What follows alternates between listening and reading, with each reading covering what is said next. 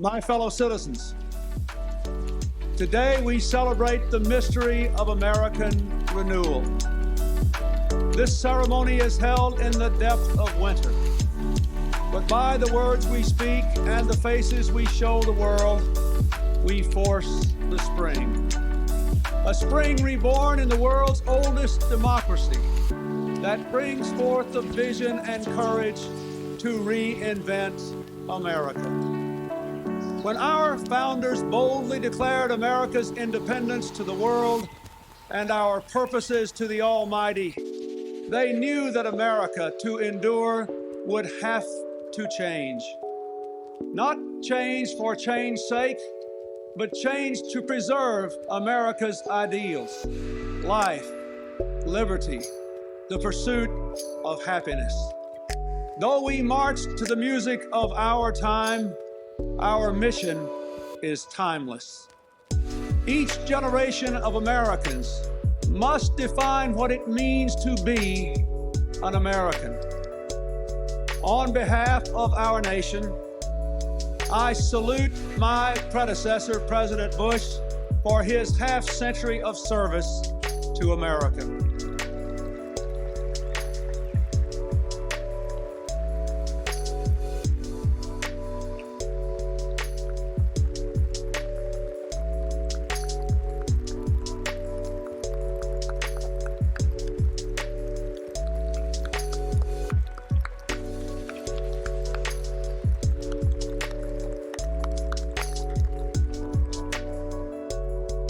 And I thank the millions of men and women whose steadfastness and sacrifice triumphed over depression, fascism, and communism.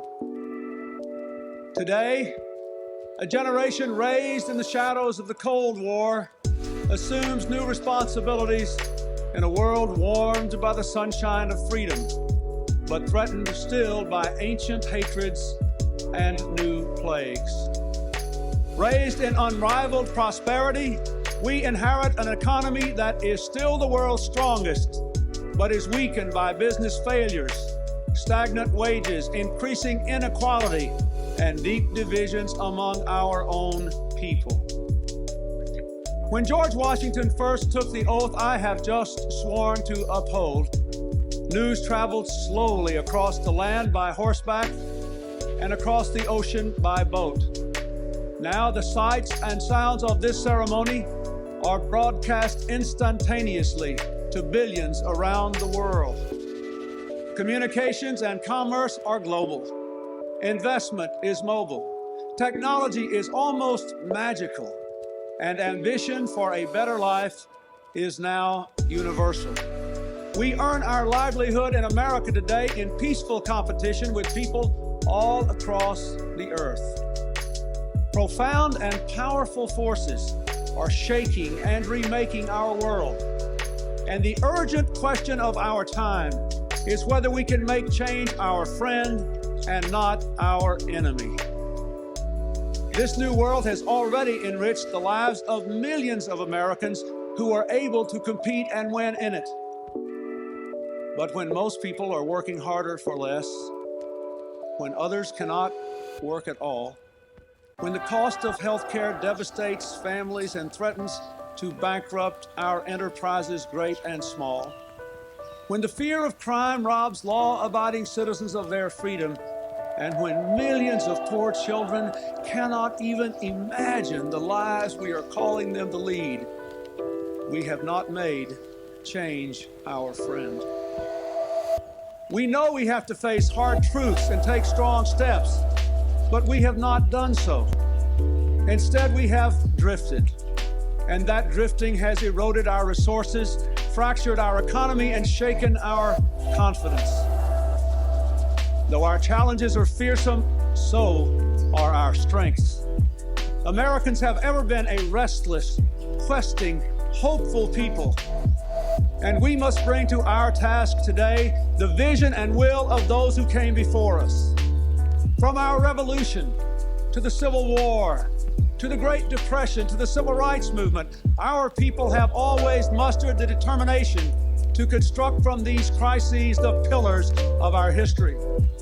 Thomas Jefferson believed that to preserve the very foundations of our nation, we would need dramatic change from time to time. Well, my fellow Americans, this is our time. Let us embrace it.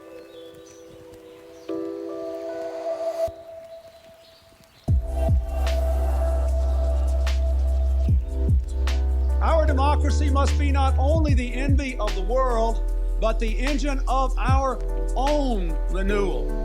There is nothing wrong with America that cannot be cured by what is right with America.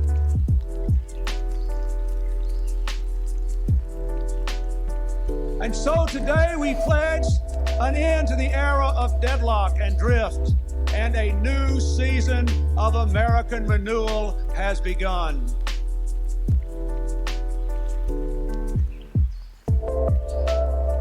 To renew America, we must be bold.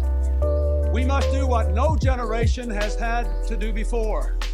We must invest more in our own people, in their jobs, and in their future, and at the same time, cut our massive debt. And we must do so in a world in which we must compete for every opportunity. It will not be easy. It will require sacrifice. But it can be done and done fairly. Not choosing sacrifice for its own sake, but for our own sake. We must provide for our nation the way a family provides for its children. Our founders saw themselves in the light of posterity. We can do no less. Anyone who has ever watched a child's eyes wander into sleep knows what posterity is. Posterity is the world to come, the world for whom we hold our ideals, from whom we have borrowed our planet, and to whom we bear sacred responsibility. We must do what America does best, offer more opportunity to all, and demand more responsibility from all.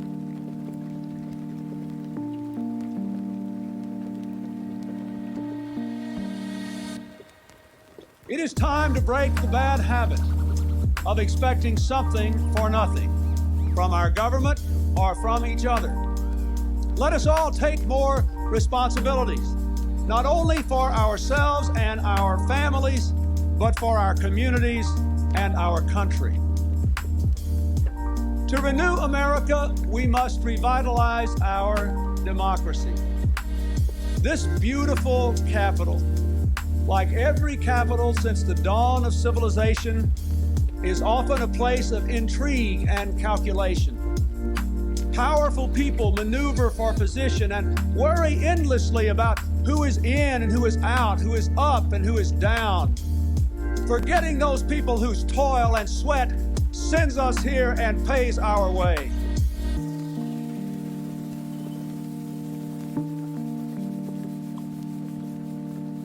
Americans deserve better. And in this city today, there are people who want to do better. And so I say to all of you here, let us resolve to reform our politics so that power and privilege no longer shout down the voice of the people. Let us put aside personal advantage so that we can feel the pain and see the promise of America.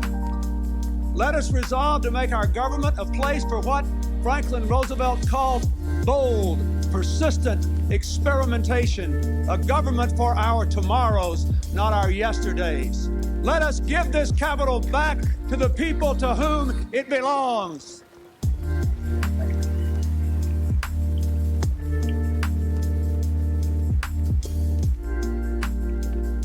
To renew America, we must meet challenges abroad as well as at home. There is no longer a clear division between what is foreign and what is domestic.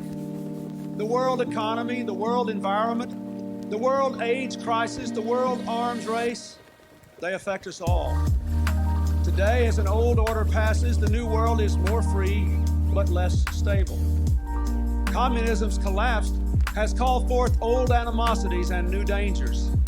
Clearly, America must continue to lead the world we did so much to make. While America rebuilds at home, We will not shrink from the challenges nor fail to seize the opportunities of this new world. Together with our friends and allies, we will work to shape change lest it engulf us. When our vital interests are challenged or the will and conscience of the international community is defied, we will act. With peaceful diplomacy whenever possible, with force when necessary. The brave Americans serving our nation today in the Persian Gulf, in Somalia, and wherever else they stand are testament to our resolve. But our greatest strength is the power of our ideas, which are still new in many lands. Across the world, we see them embraced and we rejoice. Our hopes, our hearts, our hands are with those on every continent who are building democracy and freedom. Their cause is America's cause. The American people have summoned the change we celebrate today. You have raised your voices in an unmistakable chorus. You have cast your votes in historic numbers, and you have changed the face of Congress, the presidency, and the political process itself. Yes, you, my fellow Americans, have forced the spring. Now we must do the work the season demands. To that work I now turn with all the authority of my office. I ask the Congress to join with me. But no president, no Congress, no government can undertake this mission alone. My fellow Americans, you too must play your part in our renewal. I challenge a new generation of young Americans to a season of service, to act on your idealism by helping troubled children, keeping company with those in need, reconnecting our torn communities. There is so much to be done. Enough indeed for millions of others who are still young in spirit to give of themselves in service too. In serving, we recognize a simple but powerful truth. We need each other, and we must care for one another. Today, we do more than celebrate America. We rededicate ourselves to the very idea of America. An idea born in revolution and renewed through 2 centuries of challenge. An idea tempered by the knowledge that but for fate, we, the fortunate and the unfortunate, might have been each other. An idea ennobled by the faith that our nation can summon from its myriad diversity the deepest measure of unity. An idea infused with the conviction that America's long, heroic journey must go forever upward. And so, my fellow Americans, as we stand at the edge of the 21st century, let us begin anew with energy and hope, with faith and discipline, and let us work until our work is done. The scripture says, and let us not be weary in well-doing, for in due season we shall reap if we faint not. From this joyful mountaintop of celebration, we hear a call to service in the valley. We have heard the trumpets. We have changed the guard. And now, each in our own way, and with God's help, we must answer the call. Thank you, and God bless you all.